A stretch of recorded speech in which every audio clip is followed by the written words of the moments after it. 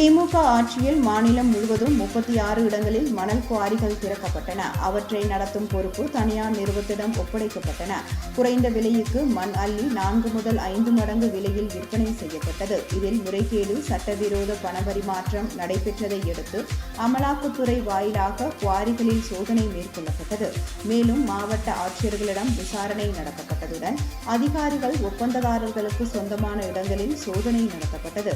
இதையடுத்து 2023ஆம் ஆண்டு மணல் குவாரிகளை திமுக அரசு மூடியது. தற்போது தவேக அரசு பொறுப்பேற்ற நிலையில் அரசுக்கு வருவாயை பெருக்க மணல் குவாரிகளை மீண்டும் திறக்க முடிவு செய்யப்பட்டுள்ளது. இதற்காக கடலூர், திருச்சி, அரியலூர், விழுப்புரம், திருவள்ளூர், தஞ்சாவூர் உள்ளிட்ட 10 இடங்களில் குவாரிகளை திறக்க சுற்றுச்சூழல் துறை அனுமதி வழங்கியுள்ளது.